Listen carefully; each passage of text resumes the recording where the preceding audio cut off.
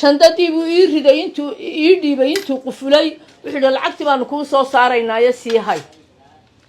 way iga tageen shaw markiiba way duuleen waxay qabteen airportkii kowdii iyo waxoogaa daawadayaal waxaan ku sugannahay meheradan oo ka mid ah meheradaha dahabka iibiya ee ku taala magaalada Hargaysa ee caasimadda Soomaaliland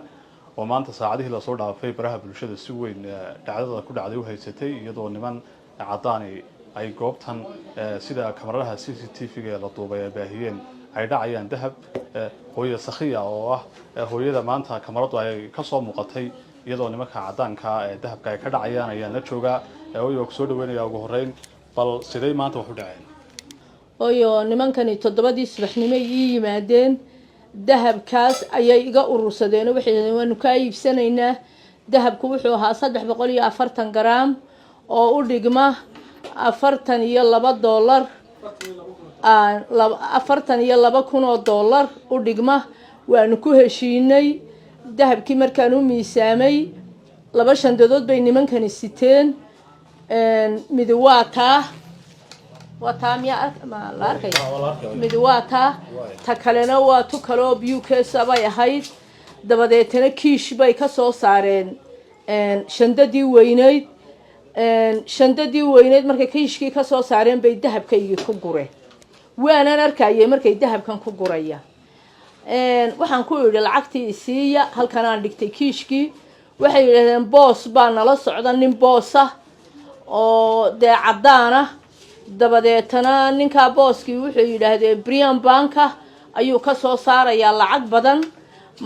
markaasaan ku siinaynaa haddii ilaahay ka dhigo imikana noo hay alaabta dahabka shandad weyn buu ku riday kii kale ku yidhi war shandadan xidhmaysa ku rid shandadii xidhma tii kale shaw 2 kiish bay siteen mid maar bay ku siteen midna dahabkaygii 2 kiishna way isu egaayeen way ii bedeleen shaw markuu biyuhu keesta ku riday ayuu shandadii maarta ahayd soo saaray taydii buu ka dhigay shandadii yareyd buu ku riday waanu ku qufulay waxaanu iska dhigayay inuu dahabkaygii shandadan ku ridayo shandadii buu ii riday intuu ii dhiibay intuu qufulay wuxuu yidhi lacagtii baanu kuu soo saaraynaayo sii hay way iga tageen shaw markiiba way duuleen waxay qabteen airportkii kowdii iyo waxoogaa anna waan yaabo waan shakiyay shandadii baan qaaday nimanka furaan u geeyo waxaan idhi bal shandadanii fura haddii la furayna maar miidhan unbaa ka soo booday dahabkaygina sidii bay kula gudbeen waxaan qabtay nabad sugid maxay ahayd CID waxay igu yidhaahdeen ninkii taliye ahaabaa maqan oo imanaya markaa bal tag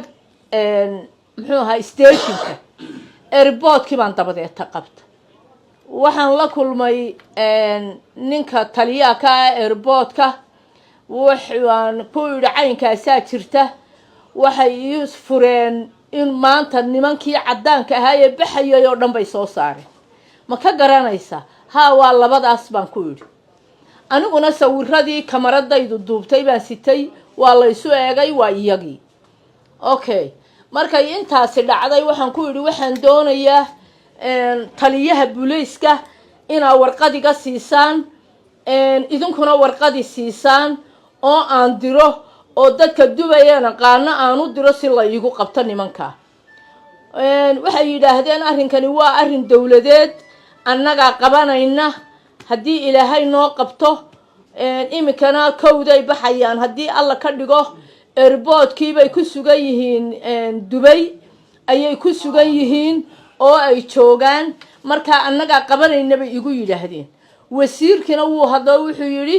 oo uu ku yidhi Saalax waa la soo qabanaya anna sidaasaan kaga soo anbabaxay weli la ima qaban dadkii Dubai oo dhamina way ila soo hadlayaan ama dahabka noo keeni jiray ama dadkii kale ehelka ahaa noo joogay nin waliba wuxuu leeyahay warqad dawladda ka soo qoro soo dir aanu qabanay